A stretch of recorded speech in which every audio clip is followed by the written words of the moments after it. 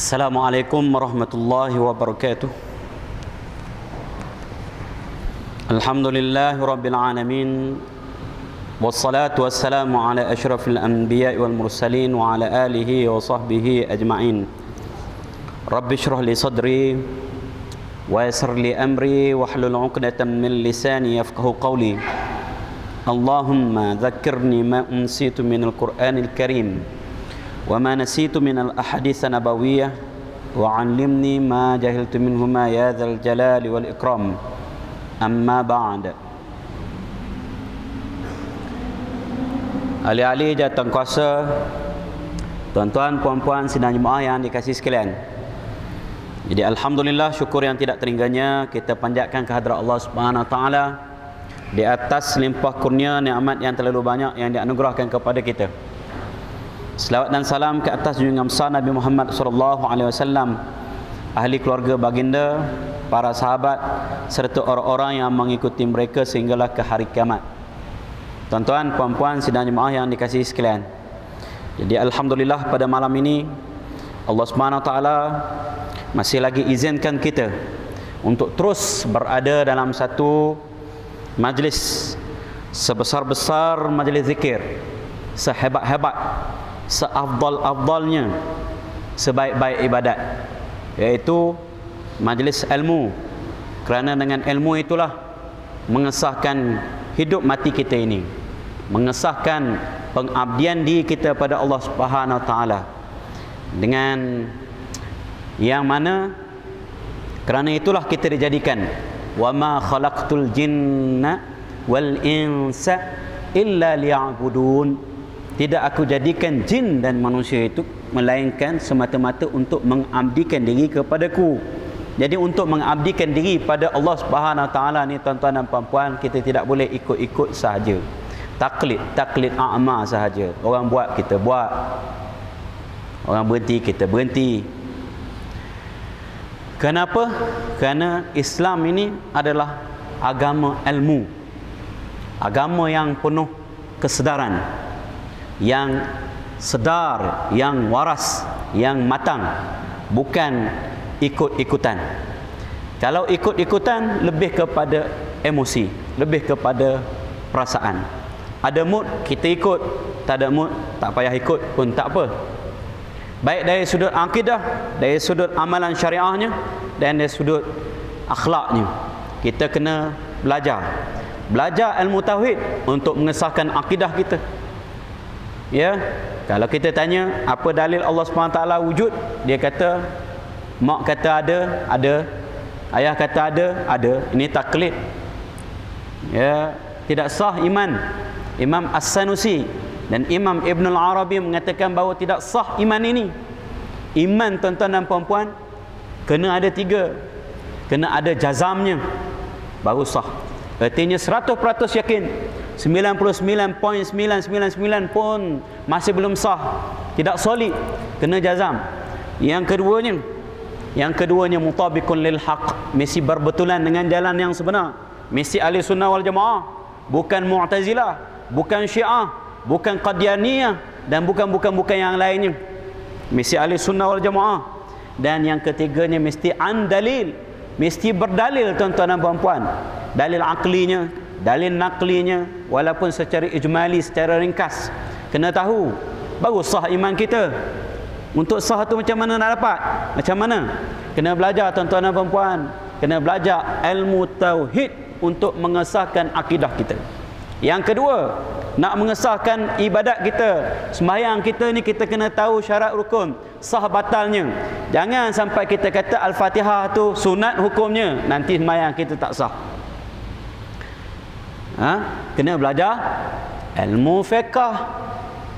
Kemudian bila kita dah buat semua itu, kita ni akidahnya akidah yang benar, kita buat amalan ibadat pun dengan yang betul, artinya dengan tata caranya yang betul, ada ilmunya. Nak kena pula ada ikhlas, ya, baru sah kita punya ganjaran pahala. Kalau tidak, tak sah dan ganjaran pahala kita. Kena belajar pula ilmu tasawuf. Jadi kena belajar. Sebab itu kita katakan bahawa majlis ilmu ini adalah sebaik-baik ibadat. Macam mana kita buat tak tahu saja, tak minat saja? Tak minat dengan majlis ilmu artinya tak minat dengan syurga. Kerana ini adalah raudhatun min riyadil jannah, kata Nabi SAW. Satu taman daripada taman-taman syurga. Tanda busyra kita ni tuan-tuan dan puan-puan, kita akan selamat, kita akan jadi baik di dunia dan di akhirat, ialah kita faham agama ini. Nabi SAW sebut, bukan saya sebut, man yuridillahu bihi khairan yufaqihu fid din. Siapa-siapa yang Allah Subhanahu Wa Taala mahukan dia jadi baik, kebaikan di dunia dan kebaikan di akhirat, Allah beri faham dia terhadap agama. Jadi nak faham terhadap agama ni tuan-tuan dan puan-puan, mesti kena belajar. Tak boleh tidak. Belajar kena belajar dengan berguru, betul-betul. Terutamanya ilmu agama ni. Jadi alhamdulillah, sikit sebanyak kita di masjid ini ada. Oleh itu manfaatkan dengan sebaik-baiknya. Kenapa? Fardu ain wajib pada semua orang tuan-tuan dan puan-puan. Terutamanya orang lelaki. Orang lelaki ni bukan saja dia kena lepaskan diri dia, dia juga bertanggungjawab dengan anak-anak dia, isteri dia, adik-beradik dia, masih lagi tuan-tuan dan puan-puan. Hatta ibu dia masih lagi di bawah dia. Sekiranya ibu dia duduk dengan dia ke misalnya, ataupun tidak ada orang lain dah, ayahnya sudah meninggal, ibu masih tanggungjawab orang-orang lelaki tuan-tuan dan puan-puan. Kita dah sebut dah 4 orang golongan perempuan yang dipertanggungjawabkan kepada seorang lelaki. Yang pertama isteri dia, yang kedua anak-anak perempuan dia, yang ketiga adik-adik perempuan dia, adik-beradik perempuan termasuk kakak, dia kena jaga. Dan termasuk ibu dia, dia kena jaga kebajikannya. Bukan setakat nak beri makan fizikal, tapi ni mindanya, jiwanya, makanan rohaninya juga pun kena fikir tuan-tuan dan puan-puan. Jadi tanggungjawab kita besar, kena belajar. Bismillahirrahmanirrahim. Baik, mukadimah panjang sikit. Tak terniat pun saya nak cakap hak tu, tak tahu. Dia terlintas, jadi kita cakap lah. Dan perkara itu pun perkara yang sangat penting sebenarnya tuan-tuan dan puan-puan dah. Soal belajar ni, jangan kita berhenti daripada belajar. Baik, kita sambung pengajian kita menggunakan kitab Riyadhus Salihin. Kitab ini adalah kitab hadis yang dihimpunkan oleh Yahya bin Sharaf, Al-Imam Yahya bin Sharaf An-Nawawi.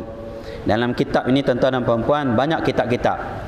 Ada Kitabul Ma'murat, ada Kitabul Almi, Kitabul Fadail, ada Kitabul Manhi Anha yang kita baca sekarang ni, dan kita sampai ke kitab yang terakhir dan ni tuan-tuan dan puan-puan.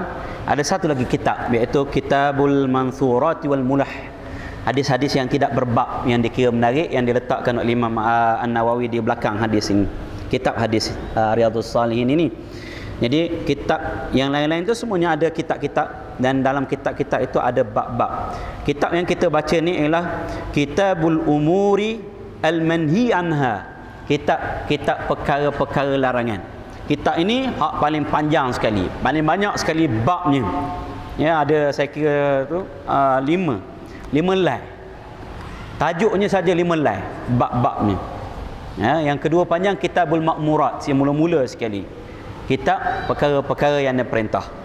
Dan ditutup dengan sebelum yang kitab yang kedua terakhir ialah kitab perkara-perkara yang dilarang. Bab kita pada malam ini, daripada bab pertemuan yang terakhir dulu, kita tak habis baca hadisnya. Babu tahrimi intisabil insani ila ghairi abihi wa tawallihi ila ghairi mawalihi.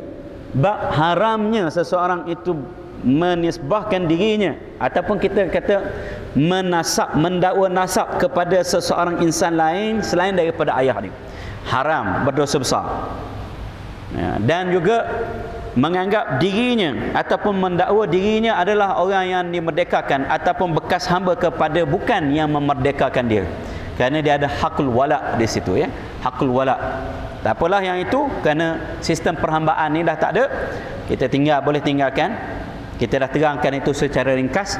Hak ni yang masih berlaku di kalangan masyarakat kita, iaitu seseorang mendakwa dia adalah berayahkan pada Fulan bin Fulan, ataupun Fulan bin Fulan mendakwa itu adalah anaknya, berbinkan dia. Ini haram dan berdosa besar, ya. Perbuatannya sebenarnya adalah perbuatan khianat kepada apa? Kepada nasab, kepada hak ayah, dan juga nanti kemungkinan akan menyebabkan celarunya sistem pusaka. Mungkin dia mewarisi apa yang dia tidak berhak untuk warisi, dan dia akan makan hak orang lain dan sebagainya. Jadi besar dosa dan kesalahan menasabkan, ialah kita kata mendakwa nasab, mendakwa nasab kepada bukan ayah dia. Kemudian melibatkan juga perhubungan dalam keluarga, pendedahan aurat, sentuhan dan sebagainya. Pasal dia anggap seperti anak sendiri, sedangkan bukan mahram. Maksudnya dia ajnabi, boleh dinikahi. Jadinya besar kesannya terhadap sistem kekeluargaan, maka besar dosanya, menyebabkan dilaknat oleh Allah Subhanahu Wa Taala. Hadis yang kita baca, kita sampai di ujungnya sebenarnya. Wa an Yazid ibn Sharik bin Tariq, ra'aitu Aliyan radhiyallahu anhu 'ala al-minbar yakhutubu fa sami'tuhu yaqul. Yazid bin Sharik bin Tariq mengatakan bahawa beliau melihat Sayyidina Ali karamallahu wajhah radhiyallahu anhu di atas mimbar berkhutbah. Kita tak payah bacalah apa yang kita telah baca, kita ambil yang terakhir yang kita berhenti. Faman akhfara musliman, di situ kita berhenti. Kita ambil patah sedikit, sepatah dua patah ke belakang. Kerana kalau kita ambil di situ kemungkinan payah kita nak faham. Zimmatul muslimina wahidatun yas'a biha adnahum, janji penanggungan orang Islam itu satu, ya, berlaku kepada yang paling bawah di kalangan mereka, walaupun dia individu yang nobody orang kata, tetapi dia seorang Islam, zimmah dia serupa, janji pertanggungan dia serupa. Seperti yang kita bagi contoh pada minggu lepas. Kalau dulu-dulu, bukan minggu lepas, dua minggu lepas tak? Dua kali saya tak mari, saya ingat. Kali pertama tu terlibat ceramah kemerdekaan dengan majlis agama, dan kali kedua tu saya kursus. Kalau seseorang dia beri perlindungan kepada seseorang lain, misalnya ada orang di zaman-zaman dulu, orang kafir misalnya minta perlindungan jiwar ataupun suaka, dia boleh beri suaka. Dia ni di bawah jaminan keamanan Fulan bin Fulan, orang Islam, ya, orang Islam. Maka semua orang Islam perlu menghormati jaminan keselamatan yang diberikan oleh orang itu kepada yang dilindungi. Pasal apa? Zimmatul muslimin wahid, artinya sama. Yang daripada yang besar sampailah sekecil-kecilnya sama, walaupun dia kecil, entah siapa-siapa, tapi dia orang Islam, jaminan keselamatan dia perlu dihormati. Jangan ada siapa-siapa langgar. Apatah lagi kalau pemerintah, kalau khalifah ataupun orang-orang yang mempunyai hak untuk melindungi, memang kena jaga. Faman akhfara musliman, siapa yang langgar, yang rosakkan jaminan itu, amanah itu, janji penanggungan itu, fa'alaihi la'natullahi, maka dia mendapat apa? Laknat Allah Subhanahu Wa Taala. Tak cukup dengan itu, laknat malaikat juga. Laknat Allah Subhanahu Wa Taala tarduhu min rahmatihi, artinya Allah Subhanahu Wa Taala keluarkan dia, nyahkan dia daripada rahmat. Tuan-tuan dan puan-puan, bila Allah Subhanahu Wa Taala nyahkan kita daripada rahmat, hak ni hak paling besar ni, hak paling besar. Pasal apa? Kita ni selamat kita dunia dan akhirat semata-mata kerana rahmat Allah Subhanahu Wa Taala. Allah tak bagi rahmat pada kita, Allah murka pada kita, nyahkan rahmat pada kita, artinya Allah laknat kita ni mal'un, artinya yang dilaknat, dan dilaknat oleh para malaikat. Para malaikat mendoakan supaya apa? Kita dapat laknat. Itu maksud laknat malaikat. Wan nasi ajmain, juga manusia keseluruhannya melaknat dia. Besar ni tuan-tuan dan puan. Dosa ni. Besar dosa ni. La yakbalullahu minhu yaumal qiyamati sarfan wala adla. Allah Subhanahu wa taala tidak menerima daripadanya pada hari kiamat nanti. Sarfan ini ada yang ulama mentafsirkan sebagai taubat, tidak terima taubat dia. Ada yang mentafsirkan amalan-amalan wajib dia. Wala adlan, dan tebusan dia. Setengah ulama mengatakan bahawa amalan-amalan sunat. Allah Subhanahu wa taala tak terima amalan wajib dia, amalan sunat dia. Allah Subhanahu wa taala tak terima taubat dia. Besar dosa ni. Terutamanya apabila apa? Dia mati dalam keadaan tidak bertaubat. Dan tambahan lagi, dia mati ataupun dia beranggapan perkara yang dia buat itu halal. Ni tuan-tuan dan puan kena hati-hati, hati-hati. Ada yang menganggap kalau nak meniru dalam periksa pun menirulah, tak ada masalahnya. Baik, tak ada masalahnya. Mana pergi sabda Nabi sallallahu alaihi wasallam, man ghasyana falaysa minna. Siapa yang menipu bukan daripada golongan kami. Artinya bukan daripada ajaran kami. Jadi seolah-olah menghalalkan perkara itu. Jagalah. Tak? Jaga. Sampai menghalalkan, maka memang Allah SWT tidak akan terima taubat dia. Allah tidak akan terima amalan dia, hak yang wajib, hak yang sunat. Tak? Tapi kalau tidak, maka Allah Subhanahu Wa Taala selama mana tidak syirik, ini pegangan kita ahli sunnah wal jamaah. Besar mana pun dosa sebenarnya Allah Subhanahu Wa Taala ampun. Jangan dosa syirik saja. Innallaha la yaghfiru an yushraka bihi wa yaghfiru ma duna dzalika liman yasha. Allah tak ampun dosa syirik. Baik. Wa man idda'a ila ghairi abihi, dan sesiapa yang mendakwa nasab kepada selain daripada ayahnya, aw intama ila ghairi mawalihi, ataupun dia mengaku bahawa fulan itulah sebagai orang yang memerdekakan dia. Pasal apa? Dia ada nama. Jadi dia tumpang glamour, tumpang pengaruh, tumpang nama. Ataupun yang tadi yang mengaku nasab kepada orang lain, dia malu. Ayah dia orang tak kenal, miskin pula misalnya, entah siapa-siapa. Jadi dia mengaku yang pak saudara dia itulah yang menjadi sebagai ayah dia, berbinkan pak saudara misalnya. Tak? Pasal apa? Pak saudara berpengaruh, mungkin kaya, mungkin ada nama baik dan sebagainya, dia nak tumpang, maka dapat laknat. Begitu juga tentang anak angkat ni, dibinkan. Fa'alaihi la'natullahi wal malaikati wan nasi ajma'in. Dapat laknat, laknat Allah Subhanahu Wa Taala, laknat para malaikat, laknat manusia. Laknat manusia ni apa maksudnya? Mereka mendoakan supaya orang itu dapat laknat. Manusia tak boleh nak laknat, malaikat pun tak boleh nak laknat, tapi dia seolah-olah mendoakan supaya dapat laknat Allah Subhanahu Wa Taala. Jadi kalau kita tengok berdasarkan kepada hadis ni, ulama menyimpulkan bahawa harus kita melaknat orang-orang yang buat dosa-dosa besar, kaki-kaki maksiat ni secara umum.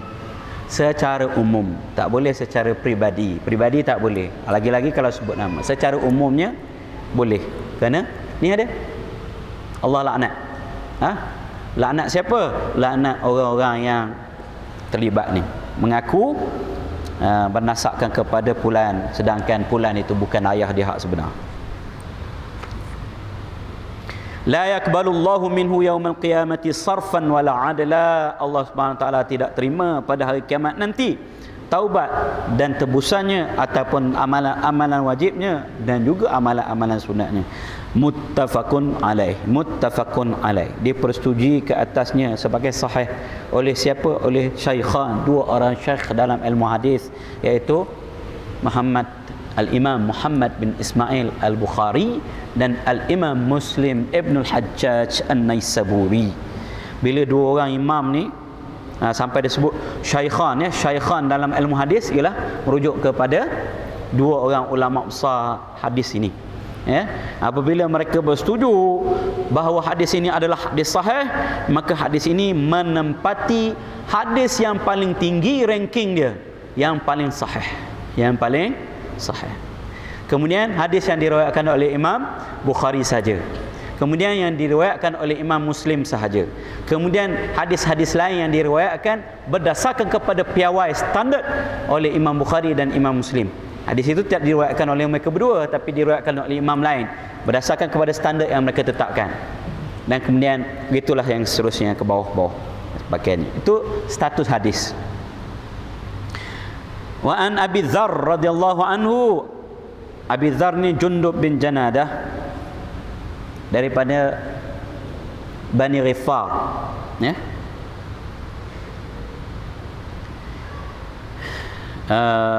meninggal dunia pada tahun 32 Hijriyah, dan dalam kitab-kitab hadis ada 281 hadis.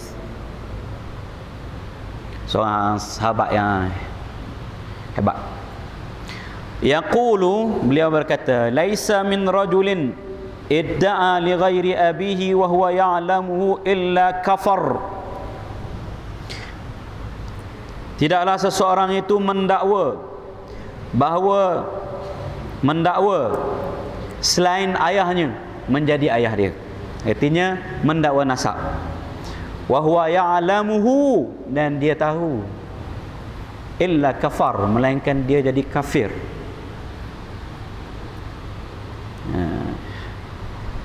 Wa man idda'a ma laysa lahu falaysa minna, maka siapa yang mendakwa apa yang bukan baginya, bukan menjadi hak dia, maka dia bukan daripada golongan kami. Maksudnya bukan orang Islam. Ini makna apa ni tuan-tuan dan puan-puan? Makna zahir pada hadis ni, Makna zahir hadis ini menjadi kafir. Sebab itu kita perlukan kepada tafsiran ulama. Ulama-ulama kita akan melihat nas-nas ini, Al-Quran dan hadis itu secara keseluruhannya, dan mereka akan simpulkan, mereka akan tafsirkan. Perlu kepada tafsir.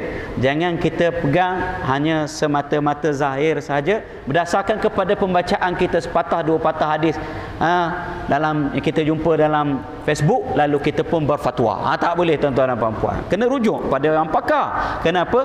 Yang pakar ni akan melihat secara keseluruhan nas-nas itu, secara menyeluruh. Ada kaedah-kaedahnya, ada prinsip-prinsipnya, Macam prinsip dalam akidah ahli sunnah wal jamaah, dosa besar tidak menyebabkan seseorang itu kafir, tidak menyebabkan seseorang itu kekal dalam neraka. Itu Mu'tazilah. Mu'tazilah duduk antara dua manzilatain. Itu Khawarij. Khawarij kata orang mukmin yang melakukan dosa besar kekal dalam neraka. Itu Khawarij. Ahli sunnah wal jamaah tak, tuan-tuan dan puan-puan. Itu prinsipnya. Jadi bila bertentangan dengan prinsip, makna zahirnya, maka ditakwilkan ataupun kita tafsirkan. Kafar di sini bukan kufur, dia berkufur millah, artinya keluar daripada agama Islam. Tak. Kufur di sini kufur ni'mah, kufur nikmat. Dan seseorang itu telah melakukan dosa besar, hukumnya hanya fasik. Allahumma illa, kecuali dia kata halal. Dia kata tak ada apa masalah, tak berdosa pun, tak haram pun. Perkara ni halal. Ini tuan-tuan dan puan-puan, kafar, kufur millah, keluar daripada agama Islam. Tapi selama mana dia tidak engkar, maka dia tidak keluar daripada Islam, tuan-tuan dan puan-puan. Hatta kalau dia meninggalkan sembahyang pun. Tanya, kenapa tak sembahyang, Mat? Sembahyang ke wajib? Wajib sembahyang. Kafir. Keluar. Apa tak sembahyang mak? Allah tak larat tih. Malah ada juga. Saya tiap-tiap kali saya akan mulakan kelas, ada 3 soalan yang saya tanya. Soalan yang pertama ialah, semua bangun. Siapa yang sembahyang subuh duduk? Ada 3-4 orang tak duduk. Siapa tak ngaku? Ustaz tak tahu, tapi Allah Subhanahu wa taala tahu. Dahlah dia tak sembahyang, menipu ustaz pula, 2 kali masuk neraka. Berdirilah dia. Dia tanya, pasal apa tak sembahyang? Macam-macam jawapan tuan-tuan. Yang paling popular sekali ialah tak sempat dan tak ingat. Ada hak senyap. Bagi satu alasan. Malah tu. Malah. Malah ya. Senyap. Iyalah tu. Tak kufur tuan-tuan dan perempuan. Tak kufur. Kerana itulah balik kepada prinsip ya, melakukan dosa walaupun sebesar mana tidak akan menyebabkan orang Islam itu jadi kufur millah, dan sebesar mana pun dosanya Allah SWT akan tetap ampun. Itu prinsipnya, kecuali dia mati bawa dosa syirik. Itu jelas yang ayat kita baca tadi. Jadi kufur di sini adalah kufur nikmat. Dan siapa yang mendakwa apa yang bukan haknya sebagai hak dia, falaisa minna, maka bukan daripada golongan kami. Artinya apa? Bukan umat Nabi sallallahu alaihi wasallam. Ni yang kita dengar ni, siapa tak kahwin bukan umat Nabi, Nabi tak mengaku umat. Ni tuan-tuan dan puan-puan, kadang-kadang kita tafsirkan terlebih pula. Memang Nabi sallallahu alaihi wasallam sebut, faman raghiba an sunnati falaisa minni. Siapa yang tak suka dengan sunnahku, artinya tidak gemar pada sunnahku, maksudnya tidak berkahwin. An-nikahu sunnati, nikah itu adalah sunnahku, kata Nabi. Faman raghiba an sunnati falaisa minni. Sesiapa yang tidak suka ataupun bukan tak suka, maksudnya yang tidak berkahwin, maka dia bukan daripada golonganku. Maka orang kita tafsir macam mana? Dia tafsir, dia kata Nabi tak ngaku umat. Teruk sangat tu tuan-tuan dan puan-puan. Maksud falaisa minni, maksudnya ialah bukan ajaranku. Aku tak ajar begitu. Aku berkahwin, kata Nabi sallallahu alaihi wasallam. Bila ada sahabat yang tengok Nabi sallallahu alaihi wasallam ni sembahyang, orang kata begitu, berbuka, berkahwin dan sebagainya, siapalah kita? Maka ada seorang dia kata, aku tak mau kahwin-kahwin. Itu Nabi. Ni aku tak mau tidur-tidur, nak bangun malam semua beribadat. Kita ni dosa banyak, bukan macam Nabi. Yang ini dia kata, aku nak puasa sepanjang hari, tak nak buka-buka. Bila Nabi dengar tu, aku ni, kata Nabi sallallahu alaihi wasallam, orang yang paling bertakwa pada Allah Subhanahu taala. Tapi aku apa? Aku berbuka, puasa berbuka, artinya ada waktu berbuka, ada waktu berpuasa, bukan puasa sepanjang hari. Aku bangun dan ada tidur, dan aku juga berkahwin, kata Nabi. Atazawwajun nisa. Baik. Jadinya maksud di situ ialah bukan ajaran aku. Ya, ini bukan ajaran Islam. Falaisa minna, bukan Nabi sallallahu alaihi wasallam terus tak ngaku umat. Berat ni. Nabi sallallahu alaihi wasallam tak ngaku umat, tuan-tuan. Sah dalam neraka, mungkin kekal abadi. Tak. Nabi kata bukan daripada golonganku. Aku tak ajar ni nak mendekatkan diri pada Allah Subhanahu taala. Tapi dia tak berkahwin. Dengan tak mau kahwin tu kononnya nak mendekatkan diri pada Allah Subhanahu taala. Ini bukan ajaran Islam. Itu maksudnya. Baik. Bismillahirrahmanirrahim. Ni tuan-tuan dan puan-puan, jaga. Falaisa minna. Dia bukan orang Islam. Pagi tadi saya bersembang dengan seorang pakcik. Dia kata keluarga dia dah teroka lama dah tanah itu. Tanah itu memang digunakan, ada sawah dia dan sebagainya. Cuma tidak ada grant, tuan-tuan dan puan-puan. Datang orang tu, dia ambil, dia form, dia isi dalam borang, isi memohon, dan dia ambil tanah itu. Sedangkan dia tahu tanah itu sudah diperintah dan diusahakan oleh orang yang sebelumnya. Ni tuan-tuan dan puan-puan, ni man da'a laisa lahu. Betul lah tidak ada geran, ya, itu dari segi hukum duniawinya. Tetapi kita balik kepada prinsip asal syariah, iaitu man ahyal mawat fahiyalahu. Siapa yang mengusahakan tanah itu, dia punya. Dia menghidupkan tanah itu, dia punya. Itu konsep dalam syariahnya. Asal asal. Bukan saya kata apa yang dibuat oleh kerajaan sekarang ni, buat undang-undang dan sebagainya, tak betul. Itu hak kerajaan. Boleh dia buat. Cuma apabila ada orang troka, ada orang di tanah itu yang mengusahakannya, itu tanah dia, hak dia, maka kita ambil. Kita ada kabel, kita ada kuasa, kita isi borang, dapat kita tanah tu. Artinya kita rampas hak orang lain, tuan-tuan dan puan-puan. Ya, macam saya beritahu pada pak cik tu, macam juga kita kahwin secara syar'i, tapi secara bukan secara duniawinya. Kita tak ada surat kahwin, surat nikah tak ada, tapi itu isteri kita. Datang orang ni, dia tengok, oh comelnya hak ni, mai kat aku dia pergi ambil surat nikah apa semua, kahwin dan sebagainya. Sah ke tuan-tuan dan puan-puan? Duniawi je, pergilah dakwa mana-mana mahkamah, menanglah dia ada surat. Tapi dia ukhrawi, tuan-tuan dan puan-puan, ukhrawi. Ya, baik itu kita hidup ni, tuan-tuan dan puan-puan, kena betul dua-dua ni, duniawi dan ukhrawi. Lulus di sudut undang-undang duniawinya, lulus dari sudut ukhrawinya. Jangan ukhrawi saja, duniawi kita tak ada, susah kita. Anak pun tak boleh nak bin ke kita, bin Abdullah, anak-anak kita, tapi orang anggap anak tak sah taraf nanti. Tak, susah. Jangan duniawi saja, ukhrawi lagi teruk. Ni lagi teruk. Jadi kena betul duniawi dengan ukhrawi ni, tuan-tuan dan puan-puan. Siapa yang ambil tanah ni dosa besar. Kenapa? Makan dia panjang. Esok kita tinggalkan apa pada anak cucu kita. Anak cucu kita bergembira duduk atas tanah tu, kita tanggung dalam kubur. Ya, Nabi sallallahu alaihi wasallam sebut, man akhadha al-arda shibran, man akhadha shibran min al-ardi zulman tawaqahu Allahu yaumal qiyamati bisab'i aradin. Siapa yang mengambil tanah sejengkal secara zalim, secara tak betul, tuan-tuan dan puan-puan, Allah SWT akan kalungkan di lehernya pada hari kiamat nanti 7 petala bumi. Ni hak berat ni. Bawa sejengkal, sekar, 2 ekar. Kalau macam kes pakcik ni 18 hektar, tuan-tuan dan puan-puan. Kira lah berapa jengkal panjang, berapa jengkal lebar, berapa jengkal ke dalam. Kita mati dah, umur tak panjang, 60, 65 tahun, matilah kita.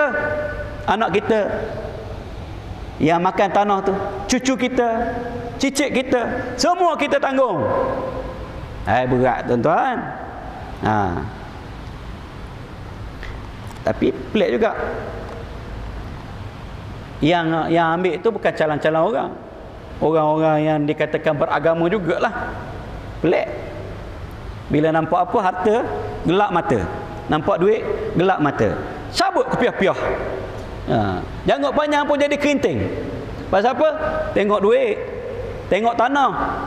Tanggunglah dalam kubur nanti, tuan-tuan dan puan-puan. Bismillah.